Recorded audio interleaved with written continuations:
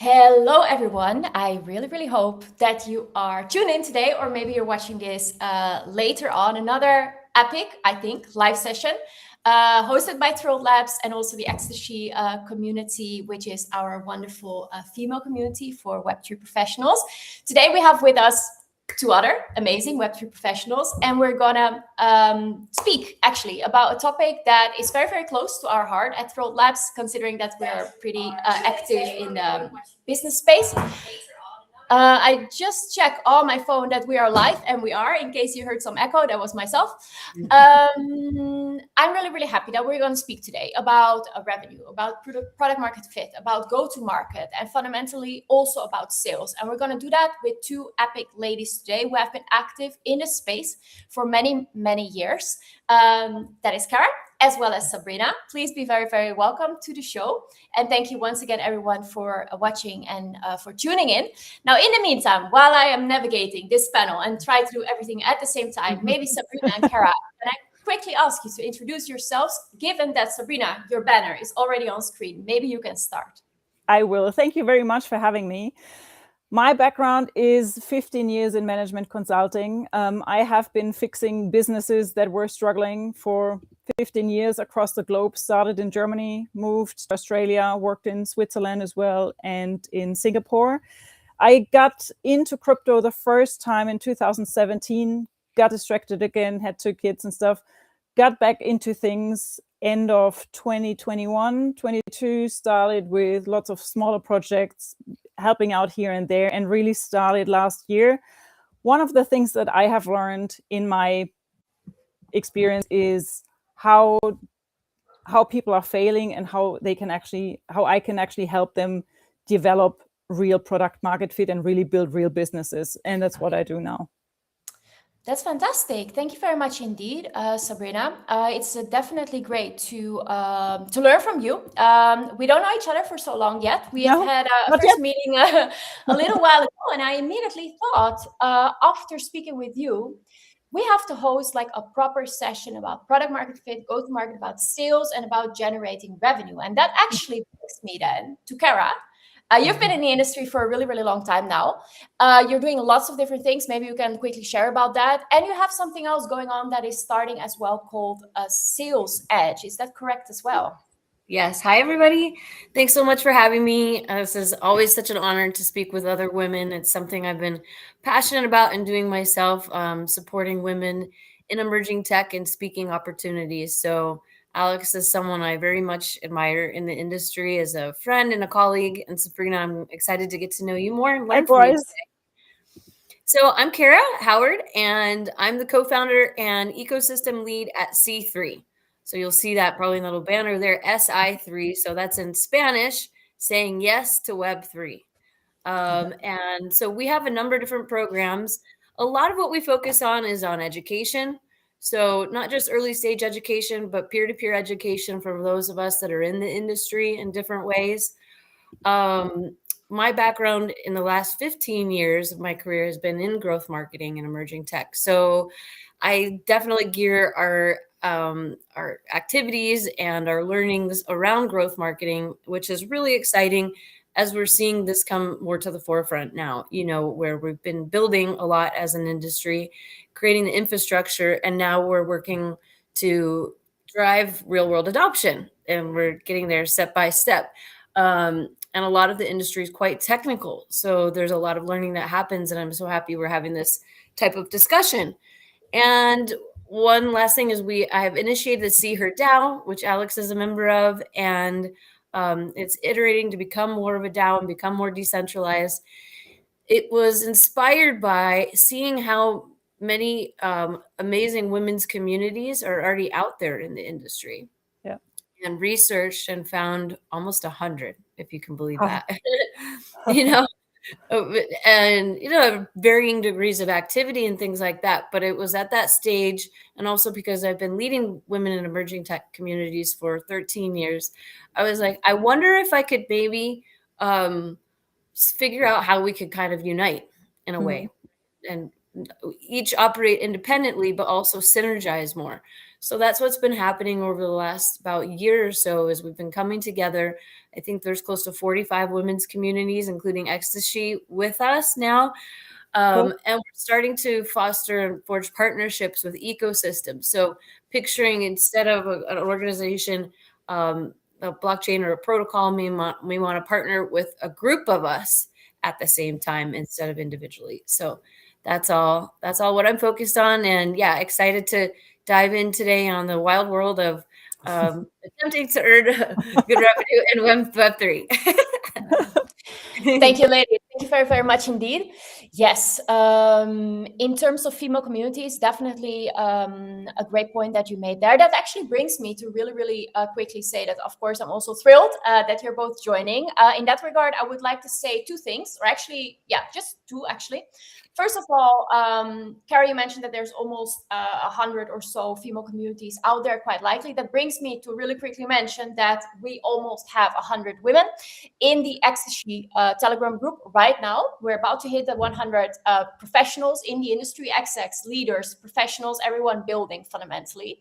And that also brings me then quickly to the next point that I did quickly want to reiterate. That is that we have a lot of giveaways ongoing specifically for event tickets. So we have collaborations with Paris Blockchain Week, Bitcoin Las Vegas happening soon, other events in Monaco, in Tokyo, in Frankfurt, basically almost all across the globe. Maybe if someone had a look at our industry newsletters this past week, you've seen them. If anyone wants to go to an event, let us know by commenting or send us a quick message on LinkedIn or on our email. Now, having said that, let's go to the substance, because ultimately that's why we're here, right?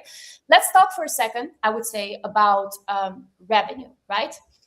I have a question for you both. That is, if we look at the market today in 2026, where we've finally arrived, what is currently, in your opinion, ladies, and maybe I will start with Sabrina, a real revenue opportunity in the space? Is it in tooling? Is it in infrastructure, institutional products? You, based upon everything that you do, Sabrina, what do you currently see in terms of revenue opportunities? I mean, we all know that last cycle or last year specifically was all driven by stable coins. And to be fair, my background is not at all in tech. My background is very business focused. I really suck at coding. I've tried many times. I really suck at it. What I'm really good at is actually seeing patterns and building processes and building stuff together so that things work. I keep joking that's a German thing, making sure that things work. Always goes down well. What I see from the people that I talk to and from the people that come to me, obviously no one expects me to help them code and, I don't know, fix a bug in their code, whatever.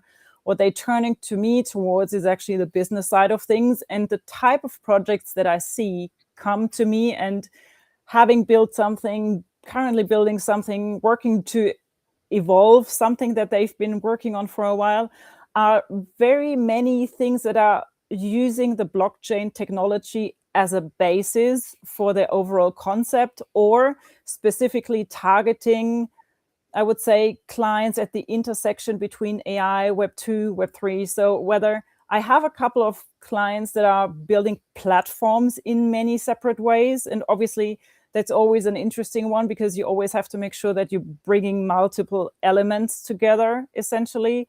There's a couple more that's more, I would say, health focused, because you're looking at data, you're looking at the sort of data privacy type, you're looking at projects such as really helping the industry in general, whether it's more from a sort of recruiting, supporting clients when it comes to finding new talent and making sure that this talent actually has the skill that they're claiming to. It's these more supporting elements, I think. One of them is building a sort of very strong, and I'm very proud of that project we're going to launch soon, a Web3 focused CRM tool that helps Web3 businesses close deals faster, better. And I think it's this underlying, I would say it's the part of the ecosystem around the technology that's actually currently being built under the surface, and these people are still building. And I mean, I have spoken to a couple of people that then decided to leave the space or to delay things, but the builders are still there. And I think if they get this right now, while we're sort of in a bear market, these are the ones who will actually thrive going forward. Yeah, at the moment things are, I mean, I just spoke to a couple of people this week as well, and everyone says the same thing. So Yeah. it's been a good run end of last year, and then going well into early this year, and then things just started dropping because people realized, okay, we are actually in a bear market, and people were still expecting things to pick up, which obviously is not happening right now. Yeah. So yeah, we may see another sort of, I don't know, stronger phase going forward, but I do expect a slow summer. So if you can actually make sure that you survive this time, I think if you build the foundation right now, revenue should actually come if you build things on a solid foundation, essentially. Yes, that makes total sense. I think that thank you. Luckily, I think that makes total sense what you said. Obviously, it's a bear market, right? Things are hard, but that is specifically the reason actually why we're hosting this event right now. I mean, if we're going through the bear market, if we can survive the bear market, this is the time to build, but this is also the time to show to investors, but possibly if you have investors as a company, that you can generate those revenues, that you can obtain those sales, because ultimately, right? So very few projects and companies in this space actually manage to obtain revenues. Now that brings me maybe to Kara. You have a really good overview over the entire ecosystem, and of course lots of experience yourself being a builder. What's your thought of where do you see the revenue opportunities or potentials currently in this space?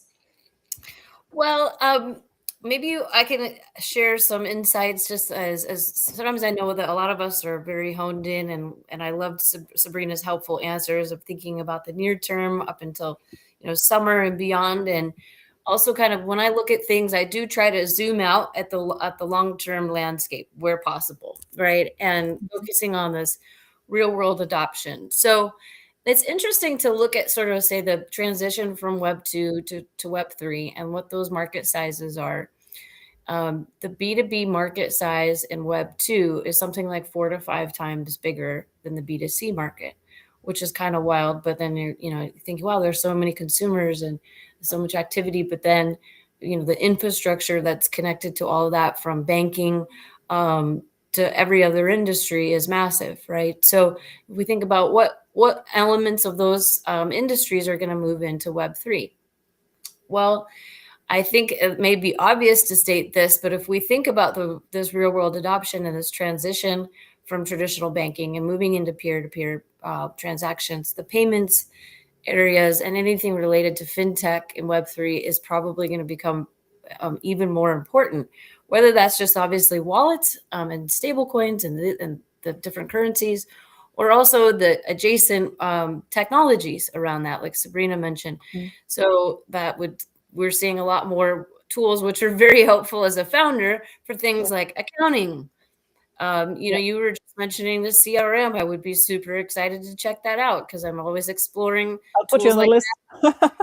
And then sometimes they shut down, and I'm like, no, we're just getting close to have some kind of marketing tools available for us. So that's a little bit more on the marketing side, but still falls under this revenue accountability and fintech space. So I think that if you're building in that area and building for the long term, because those products aren't easy to build, I think that's a fantastic space to be in. So education, just again, zooming out, think about what could happen. I don't know when this might happen, in a year or two, when we might see this major transition, like really, like everything that we've been building for so long and trying to figure out and hustling for years could really become, we could be very glad that we did, and we started when we did.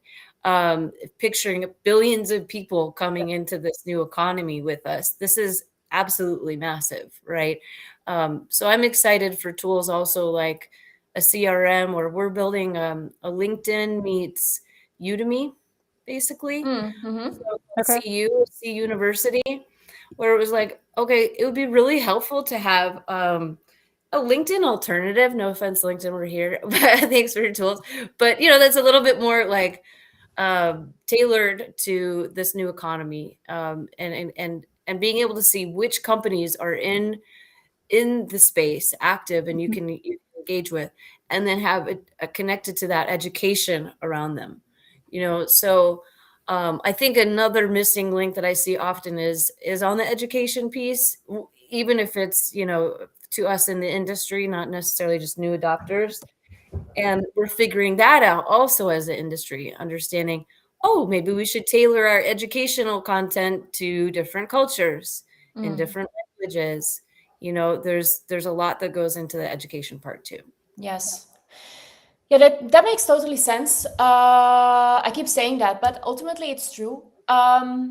Today's purpose, I think, is also to a great extent to come up with maybe some tangible tactics or tips or indeed tools. You've already been referring to that a little bit in terms of how we can put our products better in the market or how we can sell better and ultimately generate more revenue and whatnot. Once again, if we look at all the projects in the space, right, you've seen so many diagrams lately where you see basically that 99% of the companies and projects in the space barely manage to have any revenue, even just from gas fees or transaction fees, right? Or once again, not every company or individual in this space is, of course, natively building on chain. There's also lots of other service providers and professionals that are more closely or less closely building within the tech ecosystem.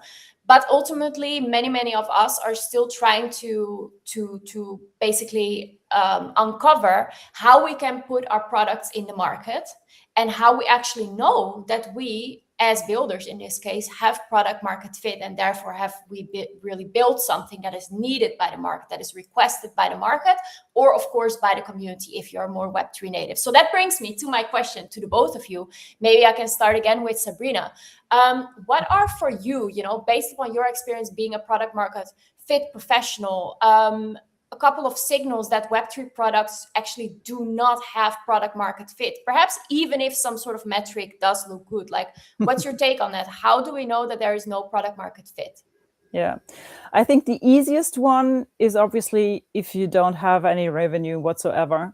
I would also go so far and actually say just not having any revenue doesn't necessarily mean you don't have product market fit. It still can mean that the concept is right, that you're just not there yet in terms of distribution.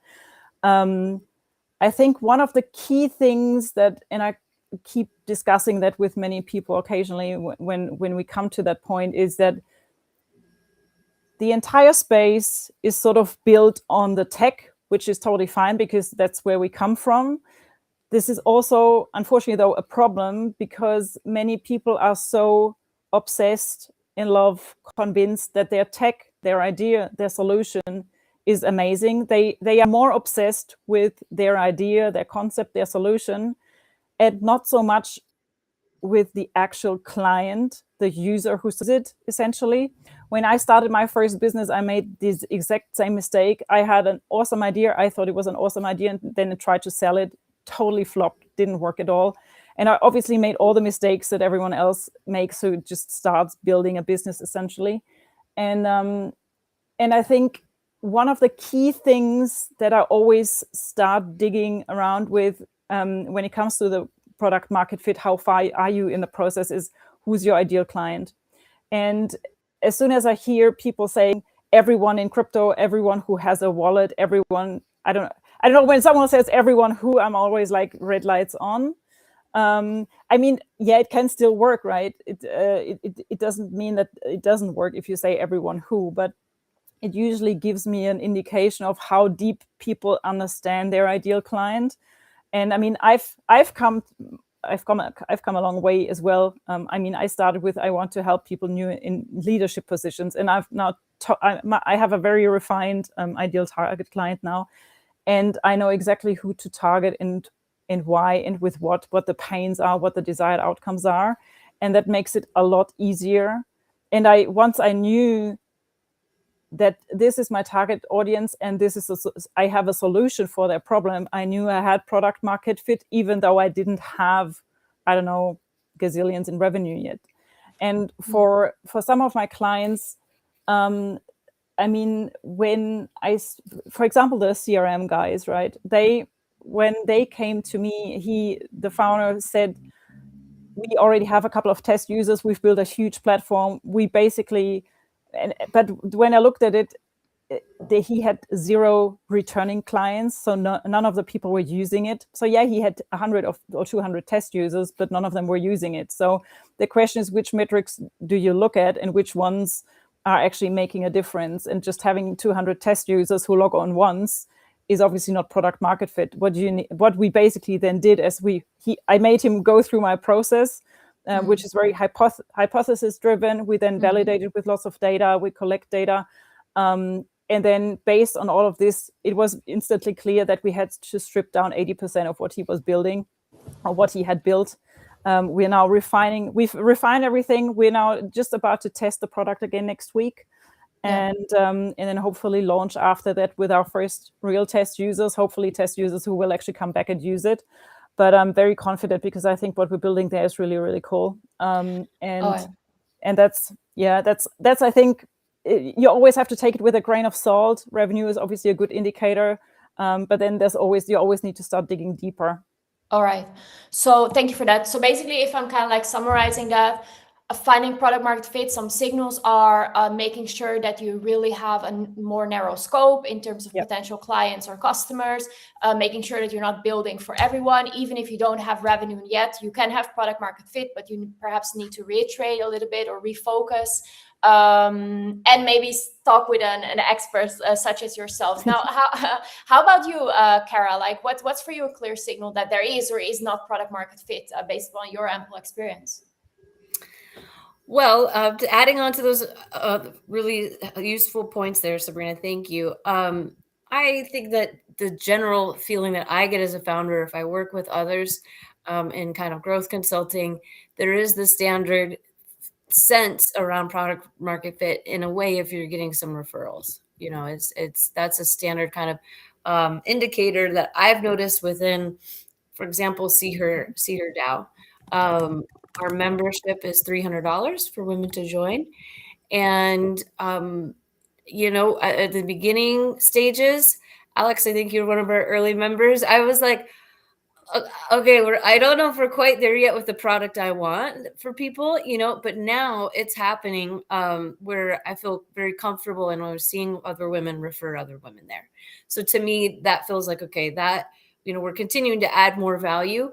But that was a strong indicator when it's come from multiple women over the last few months. And then I'm like, okay, so this product feels pretty stable. And then our other product, Grow Edge, is kind of interesting. It's in that education space where we have 30 companies participating, and we focus on peer-to-peer education with each other and also networking and partnerships within it. So it's interesting because this group has quite a few different personas, from blockchains, ecosystem leaders of blockchains, protocols, and dApps like Thrilled Labs, then also venture groups, DAOs. So when you have a lot of different personas, like I can imagine a CRM product might, right, that kind of any type of company that might be able to use it. It's helpful to have a wide range. It can be helpful to have a wide range, not all of Web3 necessarily, but start kind of wide and then narrow your focus as you start to understand which personas seem to be most attracted to your product, engaging, and then referring. So I've also experienced that with different ways of, receiving funding. And so in our experience, I've had a much stronger success with a pretty strong success with DAOs, where there's a community voting on our proposals, and it feels like that's a good fit for us, but that might not be for everybody, So, but last point is just it takes time. It's taken me. It's almost 3 years now, and it's been step by step, iterating and iterating.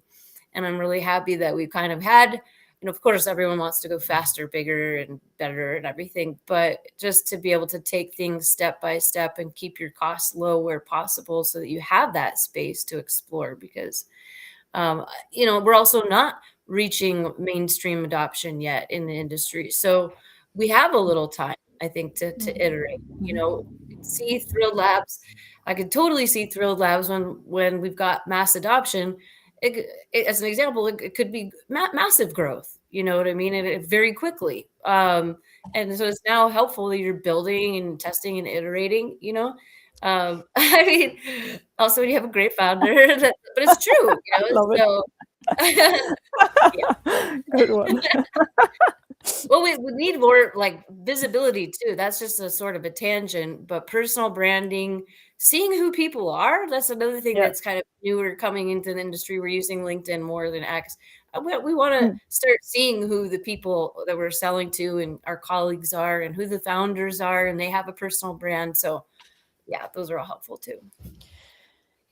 Whew. That's a lot. Thank you for that. Thank you for that. So basically, what I would say is that it also depends very much on the type of project that you are running, the type of company that you're running, type of founder that you are. You said DAOs work for you also in terms of funding and, you know, connecting with communities. The tip for referrals was also really just great. I believe, yeah, that's true. If there are referrals, that means something, right? Also, I wanted to, when I work now towards the next question, I basically wanted to show you something that I liked, that we found in our research, right? Also based for the questions for this session here today. There was a really nice article on Web3 go-to-market. One is by A16Z. I can very much recommend it to you. I will show that to you in a second. But another one is actually also about product market fit by ventures type of investors / consultancy place called Arcanum. Now, basically what I came across is this thing over here, and I have to basically talk and navigate the panel. So sorry if I take a second longer to speak. I'm a woman, but indeed it takes me a second more to multitask. Basically what I came across is this over here. And I'm going to show that on screen. So basically, we have the distinguishment between Web2 go-to-market and Web3 go-to-market, where we traditionally had kind of like a very kind of like top-down sales and go-to-market and product market fit funnel in Web2. The guys from Arcanum were actually making the point that in Web3, it's kind of like more of a ecosystem where you have, you know, your positioning of your product together with your community and the economics that of course also are part of tokenomics if you have a project, and of course a token connected. There's all these basically different components that are interacting with one another if you want to do a good product market fit in the Web3 space, and if you then also want to do sales and make money, etc., etc., etc. Now that brings me then, it was a long intro, to the next question, because the question, of course, with product market fit is also, do you as a project have or have no token? Now that is actually what I wanted to ask you, Sabrina. Like, in your opinion, should startups that you work with or that you observe maybe in this industry over the last couple of years, should they perhaps delay token launches until product market fit is proven? Or should the token, of course, be also used as an incentive to find product market fit? And final point here, does it make a difference if we are in a bear market or in a bull market, in your opinion, if you also feel like answering that? Yeah. So all good.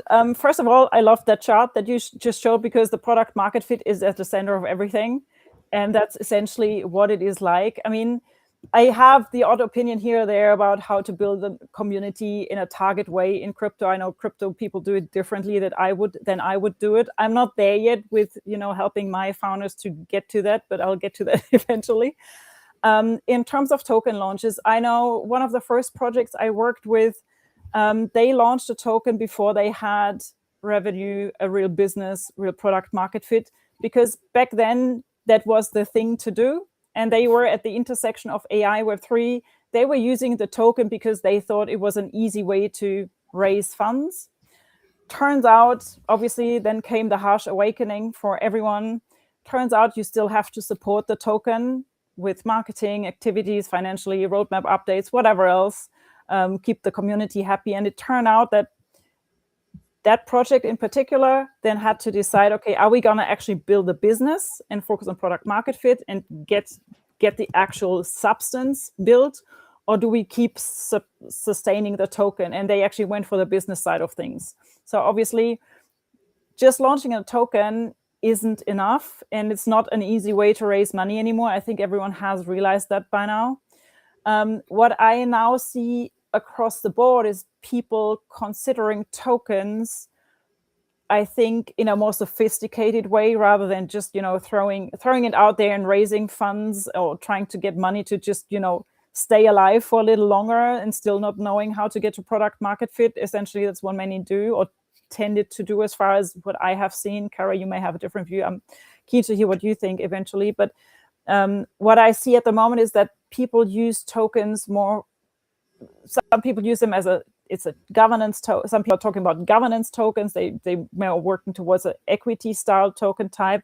Others are actually turning it more into, is it a utility type token? I mean, what I'm not nowhere near that for my business yet, but if I ever launched a token, it would definitely be a utility token, because I just love the idea of, people get extra perks for using the token and they get access to certain things. It could also be an NFT, but so across the board, my answer is obviously no, you should not launch a token if you don't have revenues or a running business, because you still have to support the token. The token is not a product as such. People used to think that, and it's not. Mm-hmm. True. Kara, do you have perhaps some thoughts there as well, or not really? This is not really my area of expertise, and I really agree with Sabrina's points. Around utility and real world value. So I would agree that it seemed like that was a space that was open for a couple of years earlier days, and it was great learning. And now we're getting a little bit more strategic and seeing more advanced tokenomics. Yeah, I think that is definitely all true. What I can maybe share from my perspective is that there's been a fair share of investors actually that we've spoken with over the last couple of years who actually just said, just launch a token. I remember 2 years ago, there was just this VC that we were speaking with, and they were like, don't you have a token? Don't you have a token? Just use it, just launch a token. Yeah, they just wanted to make money with it. Yeah, that is true. I mean, I can also see that it works as an incentive specifically for more social platforms, right? That we are building, obviously, at Thrilled Labs. But ultimately, also here, we can launch a token. You can create incentives, but people still need to come back, right? For these incentives to actually be sustainable. It's like with all the grants and subsidies, like you can give them all you want. Yes, to a certain extent it works, but at some point it's no longer sustainable. The money needs to come from somewhere, or the crypto, right? Ultimately, sales are needed or revenues are needed wherever they're coming from. And that brings, basically us back to the whole point of like, how do we generate more revenue and more sales, and how do we conduct business in this industry? And maybe I also want to ask you to, Kara, basically a little bit more about really go-to-market. And of course, the space is really big, right? New narratives are popping up each week. We have now also so much AI. You also use that. I think you're also, you run all these types of programs that are like supersonic and hyper fast moving and upskilling people in terms of education. But how do you see teams that you're working with, right, that basically pushing forward versus when do we know when to pivot? So basically, if there is maybe no product market fit or the go-to-market is tricky, like how do you really know as a team or a product owner when to pivot? I was wondering, Kara, if you have some thoughts based on your experience here. Well, I think I see a lot of projects that are have a good chance, more likelihood of success that start with some kind of founder product fit. There's this industry expertise that they're coming with, maybe from Web2 or they've got some kind of advisory that they were part of, and then that opens up, that can generally help close the door to timelines, to make the product develop a lot faster, and then have your early customers, because maybe they worked with similar types of customers before at another company. And so that's always like, I don't know how you feel, Sabrina, but when I see companies like that, it's like, yeah, okay, that makes sense. Kind of going to probably trust that project a little bit more, that they're going to have some earlier success potentially. As far as your question in terms of when is it feel like it could be a good time to pivot. I mean, I think that there's what I see a little bit more than pivoting is just iterating, iterating your product. Like Sabrina mentioned with her support, her client, they're changing the product maybe 80%, but Stripped down 80%. that's pretty massive. But is it like the same product? It's just maybe more simplified, refined. Exactly. So that maybe isn't a pivot, it's an iteration, so I think that it's a little bit different than Web2 in some ways because our industry is constantly iterating. So we're just kind of iterating with it, versus having to often make massive changes. That said, if you're finding that, you've been at it for a few years, revenue is really tough. I mean, it depends on the business that you're doing. But there's only so much that you can kind of push through unless I also see something that we're wanting to improve on ourselves, and we're launching an incubator to help others with this, is doing more customer research, more user research. There's kind of I don't know if you've heard this too, Sabrina, where people sort of say, where's the UX in Web3? Yeah. Yeah, I think that all the time. Yeah, and I'm guilty. We're guilty of it too. Like we're just like, let's build this. Okay, great. It looks nice. It's gonna work. And we have to go back and iterate it quite a bit. So I think just due to like the speed at which things move in Web3 too, some of these steps are a little bit missed. And then you might need to hire someone like Sabrina to come and help you simplify, refine things. Yeah. Yeah. I mean, pivoting is a challenge, especially when you're very, I would say, passionate about your idea. But then, I mean, I talk to founders all the time, and obviously some decide to work with me, others not so much. That's totally fine. I mean, you have to be at a certain, I would say, pain point where you're like, okay, this is my last shot, and I'm actually gonna do what someone else tells me, or I'm gonna do what the data tells me to do. It's not that I try not to tell people what to do. I want them to find the data, look at the data, and let the data tell them what to do. And then they're not arguing with me, they are arguing with themselves, essentially. And that's, I think, a good way to convince them that, their current path hasn't been quite right. It doesn't mean it's wrong. It just means it's like, I sometimes feel it's like they are like a sculptor. They have this big chunk of stone, and they want to get something out of it, but sometimes they have to take more stuff away to actually have the underlying shape come out, and you need to know what to look for, obviously, as well. So, I mean, I sometimes think what I know isn't that much, but then these 15 years of experience come in, and I just look at things and like, this isn't going to work because XYZ, and everyone, and whoever works with me then says, oh yeah, obviously, or that's really helpful. I'm like, yeah, it's very obvious for me, but obviously it's not obvious for others, especially when you're really stuck and passionate about your project, because you have this bias. It's totally fine. I had it as well. I've spent money on coaches as well, don't worry. So it just takes a while as well. So yeah, pivoting is hard, I know. Oh, yeah, it is definitely hard. Pivoting is hard. Finding product market fit is hard. Bringing something to market is hard. What I do think, yes, yeah, no, absolutely. What I do think is lovely. Let's be honest, because so many, like Web3, it used to be, at least, just such a global market, right? Like people from all over the place, communities with people from all over the place. Of course, if you live in a certain geography, it's maybe at times a little easier just in terms of networking. If you're close to a big city, right, finding investors, etc. But it's a global world, and so many of us that are building and that are joining this industry are, to an extent, first-time founders, right? Because luckily the tech is accessible, and connecting with those like-minded worldwide people is easy and possible these days. Up to a great extent. But then generating those revenues, knowing that you have product market fit and that you're bringing your product properly to market, is of course something else. You need a lot of skill for that, a little bit of luck as well, and just having the right connections. And I would also maybe add that what I've noticed a lot is that putting something in the market for end users, for consumers, is still something entirely different than putting something in the market for other businesses. There's also where a lot of maybe different types of trust are coming in. So that brings me also to the next question. In order to raise, we as founders keep hearing these days, logically, we need revenues, we need revenues, we need revenues. We need to showcase to investors that there's product market fit, because they're not going to support a dying business, logically. At the same time, growing and showing that you have product market fit is tricky if you only have very, very limited resources, specifically if you are maybe a first-time founder and it's a bear market also now.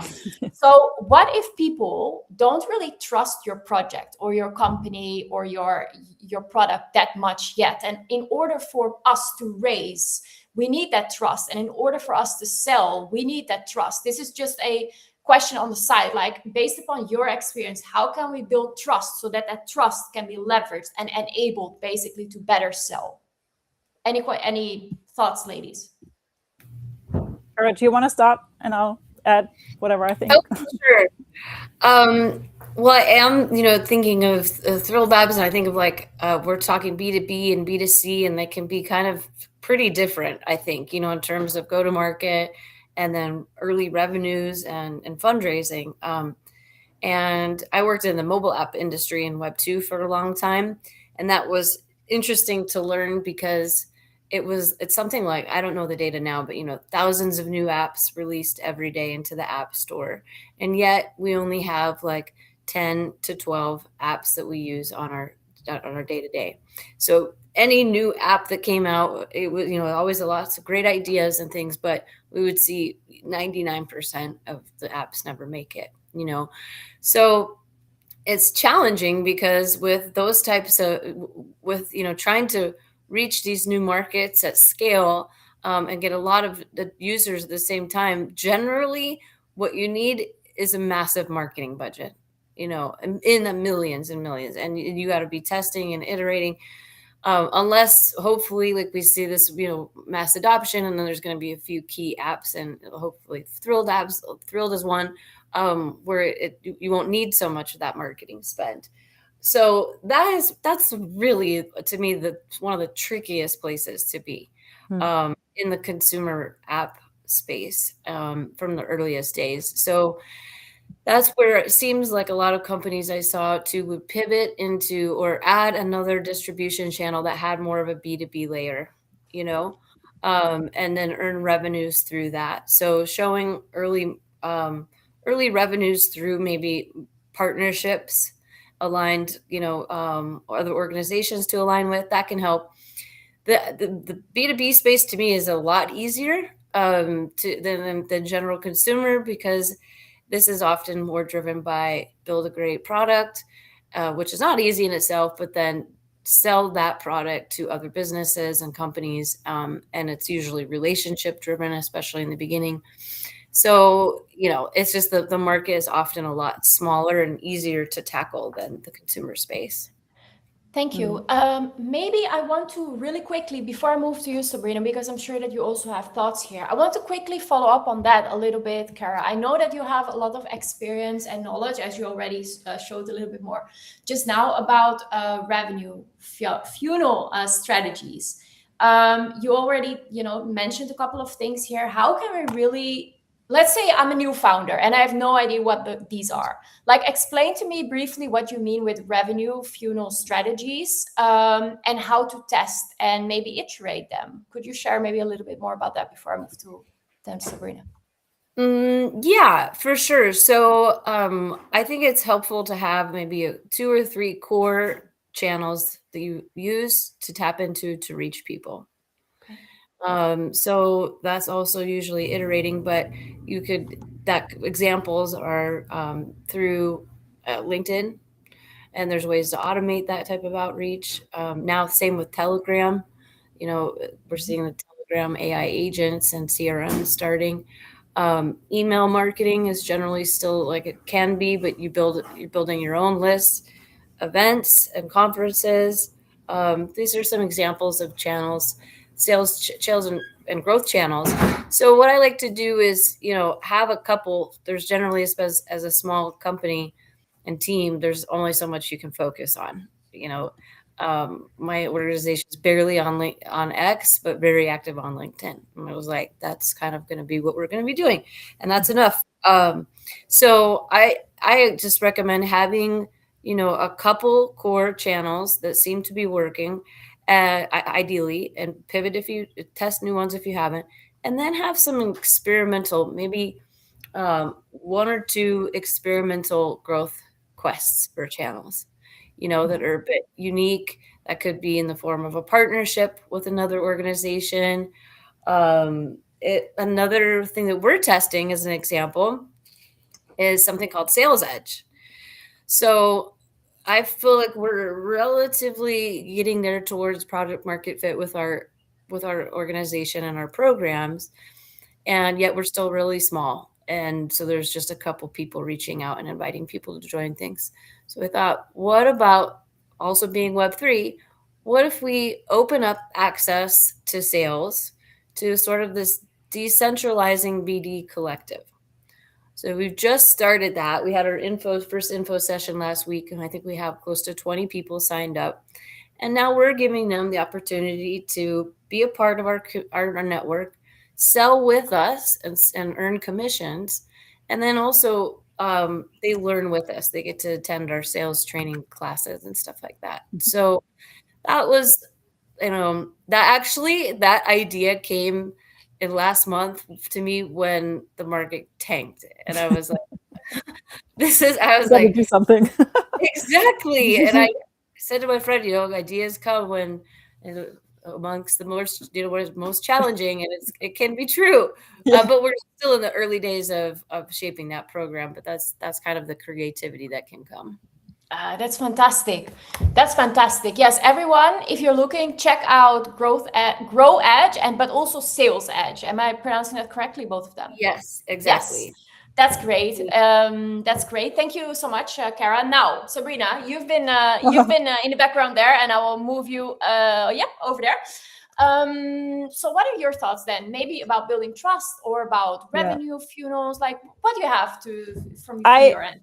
The funny thing is, I have the complete opposite approach. Let's put it that way. I've tried the sort of throw money at things as well. That really didn't go down well for me, to be fair. And that's why I've taken a completely different approach for what I'm doing now. And that's also, most of the founders I work with, they don't have a gazillion of marketing budget anywhere near them, right?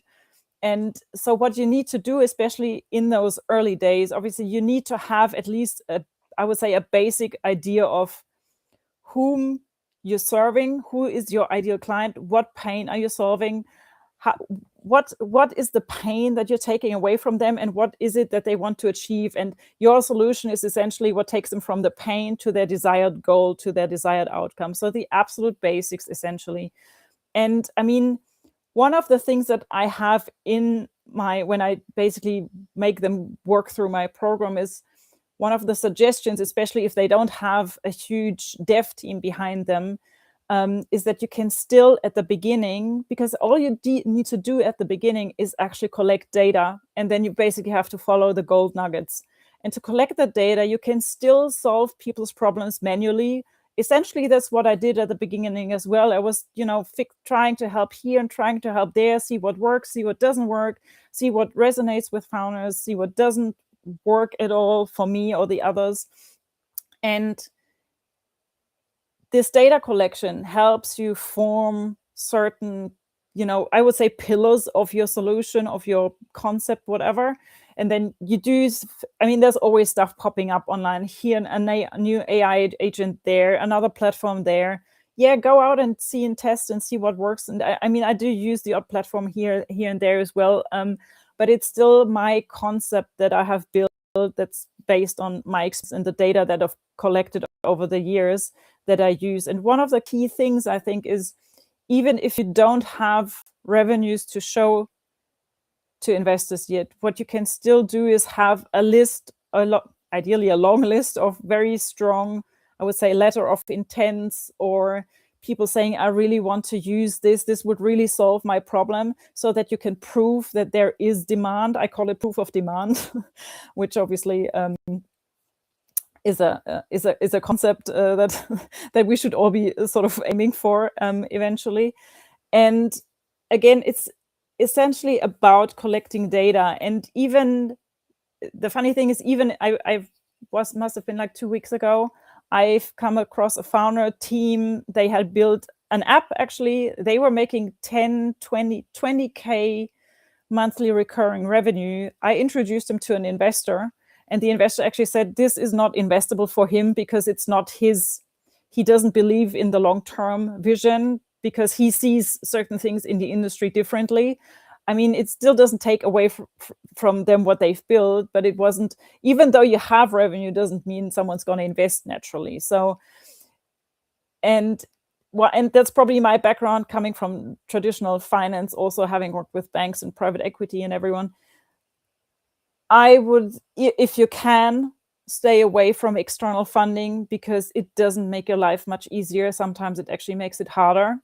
And if you give away your equity, it doesn't really, it might actually be a short-term solution that feels good, but in the long run, I'm not sure it's what you actually want, because obviously we are all in this game to become free from what we've had before, which is oftentimes a sort of corporate solution. So I think there's different ways out there. You can always get to that goal. There's different ways to get to it. I'm not sure it always works for B2B apps and stuff, but I think there's still a workaround if you want to make it work. That's a really, really interesting perspective. Thank you for sharing all of that and also your experience. I would say that definitely raising or not raising, it very much depends on the founding team, what you have in-house, right? Especially specifically now these days with AI, you can build so many things relatively easily. The question, I think, is always like, how big of a platform or app or product do you want to build? Do you need to scale it, or can you start pretty slow in order to create, I don't know, some sales and some impact? Or do you need more of a network effect, hence, maybe a stronger go-to-market strategy? I personally think it very much depends on your own platform and also on your wishes. Of course, also, do you want to raise from angels, or do you maybe, hope to be sexy one day for venture capital firms? Of course, all sorts of different things are needed. But ultimately, once again, revenue without revenue in one way or the other, the question is whether or not your business is sustainable. And yeah, I mean, I would personally say here, from my perspective, there is sometimes so much of on the one hand side in Web3, it almost seems that we're always pushing for win-wins, right? For partnerships, for barter agreements. Everything always needs to be free and needs to benefit both parties. I very often come across this, even on a personal perspective. I sometimes have that events, for instance, want to reach out to me and they just expect me to travel to the other side of the continent and pay for everything myself and just work for them for free, fundamentally. or with events that want to use our app, right? No, it needs to be for free. Like, I think that it also very much depends on, can we really sell ourselves or our services or not? And that brings me maybe to the last question, where you were already speaking about proof of demand. Now, I will also want to speak a little bit more about proof of sales and proof of revenue. Indeed, like, based upon your experience, ladies, working so much in like commercial space or also consulted in that regard, like, what are your best kind of like sales tips, or maybe bigger company strategies, if that is more comfortable for you? Maybe Kara, can I start with you? Do you have some ideas? How can we push sales? How can we get rich soon, tomorrow? Lambo. Oh, yeah. The golden ticket is, no. I have found, this is sort of maybe niche, but if it's helpful for some people, then I'm happy to share. I think that there is a lot relationships. If say you have a product or a service to sell. This was a strategy I started at a previous company I worked for we had 10 major competitors that were farther along than us. We had just raised our Series A, and it was like, oh my God, this is like really hard to get meetings. And they've already integrated with this other other partners. So we'd have to ask them to switch. And I was like, okay, I need to get creative. So I started creating like thought leadership opportunities and developing more industry relationships through that. So whether it was bringing people into speaking opportunities at conferences, giving them a way to showcase themselves, and become thought leaders. And so driving forward kind of through this education, personal brand lens.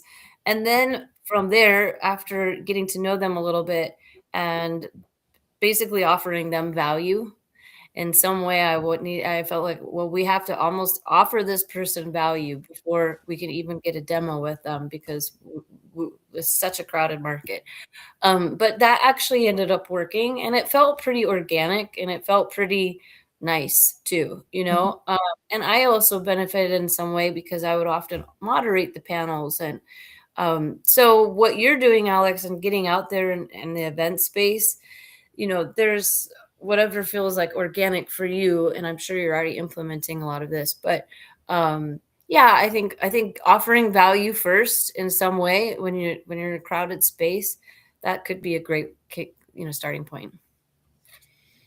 That's great. Thank you, Kara. I kind of like summarized it like this on screen: relationship, building a relationship, right? Doing something for someone, which is also great. Not always wanting to have something in return, right? Of course, you need to build trust. You need to create that connection with someone or with the company.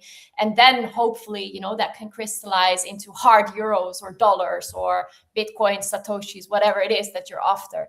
Thank you for that. Maybe Sabrina, would you be able to answer the same question? And then with an eye on the time, we're kind of like slowly closing down.